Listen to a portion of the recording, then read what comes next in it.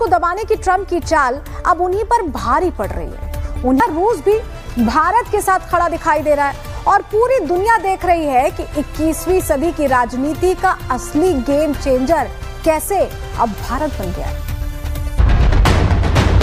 Trump के tariff और sanction की धमकियों को हवा में उड़ाते हुए रशिया का गुप्त खजाना इंडिया के हाथ लग चुका है। रशिया ने अपना ऑयल से भी बड़ा खजाना आज इंडिया को सौंप दिया है और ये इतना कीमती है कि अगर मैं आपको बताऊं इसकी वैल्यू और एन इम्पोर्टेंस, चाइना और इस वक्त यूएस की जो है तमाम के तमाम प्लानिंग की इंडिया और रशिया ने धज्जियां उड़ा दी है। हम बात और आज जिस तरह से भारत रूस का हर दिन हर सेकंड एक दूसरे का सपोर्ट करना, साथ निभाना है, वो अमेरिका को हर दिन ये बता रहा, ये संदेश दे रहा कि दोनों देश ना प्रतिबंध से डरते हैं और ना ही उसके टैरिफ वाले खेल से। अब भारत और रूस ने मिलकर बड़ा धमाल मचा दिया है। भारत रूस की डील कितनी बड़ी है, दुनिया में इसका असर क्या होगा और भारत को इससे क्या फायदा मिल जाएगा। तो अमेरिका के खबरदार करने के बावजूद भारत रूस से तेल जारी रखेगा। रॉयटर्स का कहना है कि भारतीय जराये ने बताया, सदर ट्रंप के बयानात के बाद भी भारतीय पॉलिसी में कोई तब्दीली नहीं लाई गई। राष्ट्र अपने संसाधनों पर काबू पा लेता है, वही दुनिया पर राज करता है और आज की दुनिया में ये बात 100% सच साबित होती हुई दिख रही है। तेल का जमाना अब पीछे छूट रहा है और सामने आ रहा है नया सोना, सफेद सोना, क्रिटिकल मिनरल्स और रेयर अर्थ। जी हां, भारत और रूस की उस दोस्ती की कहानी जो धरती की गहराइयों में छिपे इन खनिजों तक जा पहुंची है और अमेरिका के भारत पर टैरिफ लगाने के बाद भारत ने चुन चुन कर बदला लेना शुरू कर दिया है। किस हद तक मुआशी असरात आएंगे भारत पर? अगर रशिया से, वैसे तो जी अभी उन्होंने यही स्टैंस लिया कि वो पहले से ऑयल की खरीदारी कर रहे थे यूक्रेन और रशिया की जंग से पहले, लेकिन अगर भारत नहीं मानता बात और टैरिफ जो 25% हैं ये मजीद बढ़ जाते हैं तो इसके क्या मुआशी असरात आ सकते हैं इंडिया पर? सेक्टर में भारत ने हाल ही में रूस की कंपनी यूरेनियम वन के साथ पार्टनरशिप की है। यूरेनियम वन रूस की सरकारी न्यूक्लियर कंपनी रोसाटोम की सब्सिडियरी है। अब इस डील से भारत को मिलेगा यूरेनियम जो न्यूक्लियर पावर प्लांट के लिए जरूरी है। दूसरा है रेयर अर्थ मिनरल्स जिनका इस्तेमाल रक्षा और हाईटेक इंडस्ट्री में होता है।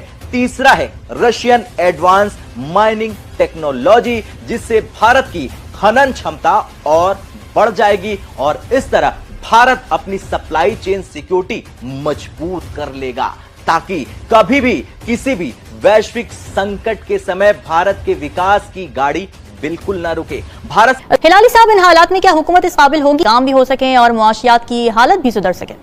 कैसे हो? रियल है जिसको कोड़ियों के दाम रशिया ने इंडिया को सौंप दिया है। और आज अगर बात करें, ट्रंप टैरिफ की गेम खेल रहा था उस वक्त न्यू दिल्ली के साथ बहुत बड़ी डील कर दी है। अगर हम ट्रंप मोदी ਨੂੰ ਕਿਉਂ ਚੁੰਡੀਆਂ ਵੱਢਦਾ ਰਹਿੰਦਾ ਹੈ? ਹੁਣ ਤੇ ਉਹ ਕਿਸਨੂੰ ਵੀ ਮਾਰ ਰਿਹਾ, ਚੁੰਡੀਆਂ ਨਹੀਂ ਵੱਢ ਰਿਹਾ।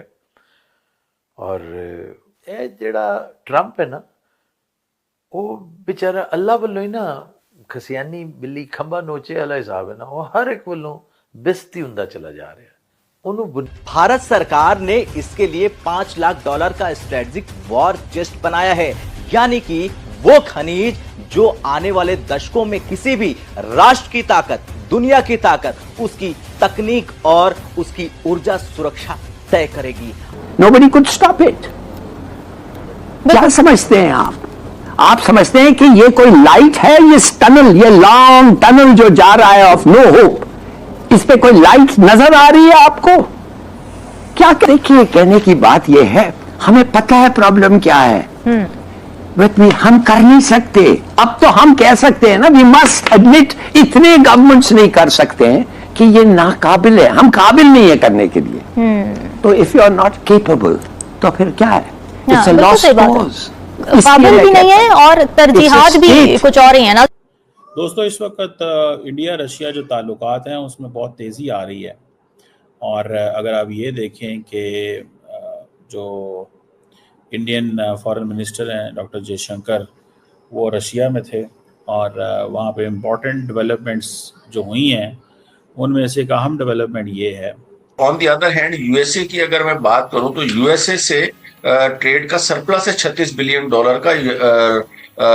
अमेरिका का जो है वो इंडिया 77.5 बिलियन की एक्सपोर्ट्स करता है और वहां से सिर्फ $40 बिलियन की जो है वो इंपोर्ट्स करता है। तो 36 बिलियन का सरप्लस है। इसके बावजूद जो है वो इंडिया की जो तरजीह है वो रशिया है, और जो आइटम्स वहां से जो इंपोर्ट करता है उनमें ज्यादातर क्रूड ऑयल आजकल इंपोर्ट कर रहा है रशिया से इंडिया। और दूसरा जंगी सामान। वजह आप क्या समझते हैं अगर इतना ट्रेड उसकी वजह ये है कि रशिया के ऊपर जब पाबंदियां लगाई थी अमेरिका ने, उसके बाद एक और रास्ता निकाला गया जिसकी वजह से अब हो ये रहा है कि जो इंडिया के इन्वेस्टर्स हैं उन्होंने तकरीबन $20 बिलियन की इन्वेस्टमेंट वहां के ऑयल के कंपनीज में भी और ऑयल इंफ्रास्ट्रक्चर में रशिया में की है, और उन्होंने भी की है, रशिया ने भी। अब इंडिया क्या कर रहा है, इंडिया वहां से तकरीबन जो ऑयल है वो इंपोर्ट कर रहे हैं, कच्चा तेल जिसको हम बोलते हैं, उसको अपनी रिफाइनरीज में प्रोसेस कर रहा है, और रिफाइनरीज में प्रोसेस करने के बाद उसको बेच रहा है।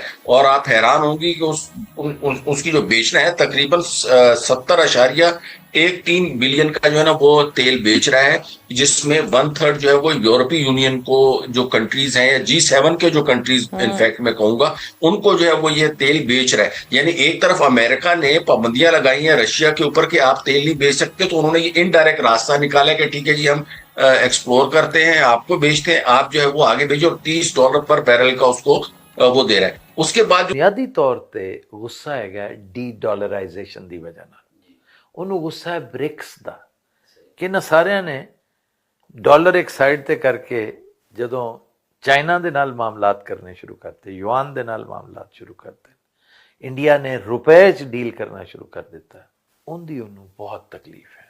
तो रशिया को दूसरा फायदा जो इंडिया जो है वो रशिया से ले रहा है, वो वहां से जो जंगी साजो सामान है जिसमें उनका S-400 सिस्टम है और उसके बाद अब मिग तैयारे हैं, तो ये दो जो बड़े आइटम्स हैं ये रशिया से वो ले रहा है। ऑल दो के ट्रेड डेफिसिट है उसके साथ रशिया के साथ, लेकिन वो उसको ट्रेड सरप्लस में चेंज कर रहा है इसी ऑयल को एक्सपोर्ट करके। तो ये उसके लिए एक नई इंडस्ट्री बनी और इसी वजह से वो अमेरिका की बातों में नहीं आ रहा है। नमस्कार दोस्तों, आज हम बात करने जा रहे हैं एक ऐसे मुद्दे की जिसने पूरी दुनिया का ध्यान अपनी ओर खींच लिया है। कहा जाता है कि जो देश अपने प्राकृतिक संसाधनों पर नियंत्रण कर लेता है वही भविष्य में वैश्विक शक्ति बनने का हकदार होता है, और भारत ने इसी दिशा में एक बड़ा कदम उठाया है। दरअसल भारत और रूस के बीच हाल ही में एक अहम समझौता हुआ है जो कि रेयर अर्थ मिनरल से जुड़ा है। रेयर अर्थ मिनरल्स वो संसाधन हैं जिनका इस्तेमाल आधुनिक technology, electric vehicles, defence equipments और सैटेलाइट सिस्टम तक में किया जाता है। यानी आप यह समझ लीजिए कि भविष्य की अर्थव्यवस्था और सुरक्षा दोनों ही इन मिनरल्स पर निर्भर करती है। इसी वजह से अमेरिका और यूरोपीय देशों की इस डील पर निगाहें टिकी हुई हैं, क्योंकि अब तक यह संसाधन कुछ गिने चुने देशों के नियंत्रण में रहे हैं और चीन इस क्षेत्र में सबसे बड़ा खिलाड़ी है। चीन लंबे समय से रेयर अर्थ एलिमेंट्स का सबसे बड़ा उत्पादक और निर्यातक रहा है, लेकिन अब भारत ने रूस के साथ मिलकर एक ऐसी साझेदारी की है जिससे ग्लोबल सप्लाई चेन में नया संतुलन देखने को मिलेगा। खबरों के अनुसार भारत सरकार इस डील के तहत शुरुआती स्तर पर करीब $5 लाख की लागत से एक प्रोजेक्ट शुरू कर रही है।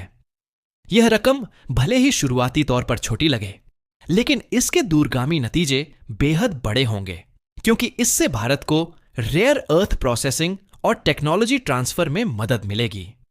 पश्चिमी देशों की चिंता की असली वजह यही है कि भारत अब न केवल तेल बल्कि महत्वपूर्ण मिनरल्स में भी रूस के साथ मिलकर कदम बढ़ा रहा है। हाल ही में अमेरिका ने भारत पर दबाव बनाने की कोशिश की थी कि वह रूस से सस्ता तेल न खरीदे, लेकिन भारत ने साफ संदेश दिया कि वह अपनी राष्ट्रीय हितों को सर्वोपरि रखेगा। यही रणनीतियां अब रेयर अर्थ मिनरल्स पर भी लागू होती दिख रही है। अगर भारत इस संसाधन के क्षेत्र में आत्मनिर्भर बन गया तो न केवल हमारी इंडस्ट्री को फायदा होगा, बल्कि रोजगार और तकनीकी विकास में भी एक नई क्रांति आ सकती है। इस डील के बाद यह साफ हो गया है कि भारत और रूस की साझेदारी सिर्फ ऊर्जा या रक्षा क्षेत्र तक सीमित नहीं है, बल्कि अब यह हाईटेक मटेरियल और मिनरल्स तक फैल चुकी है। पश्चिमी मीडिया पहले ही इस मुद्दे पर चिंता जता रहा है, क्योंकि इससे अमेरिका और यूरोप की टेक्नोलॉजी इंडस्ट्री पर दबाव बढ़ेगा। चीन की बढ़ती पकड़ को संतुलित करने के लिए भारत का यह कदम बेहद अहम माना जा रहा है। दोस्तों, यह डील आने वाले समय में भारत को वैश्विक स्तर पर एक नई पहचान दिला सकती है और यह भी संभव है कि भारत रेयर अर्थ एलिमेंट्स का नया हब बनकर उभरे। अब सवाल यह उठता है कि क्या भारत इस मौके का सही इस्तेमाल कर पाएगा और क्या पश्चिमी देशों का दबाव भारत को अपने फैसले बदलने पर मजबूर करेगा? आपकी क्या राय है? हमें कमेंट में जरूर बताइए। अगर आपको लगता है कि भारत का यह कदम सही दिशा में है तो इस वीडियो को लाइक और शेयर करें और चैनल को सब्सक्राइब करना बिल्कुल ना भूलें, क्योंकि हम आपके लिए ऐसी ही अहम खबरें और विश्लेषण लेकर आते रहेंगे।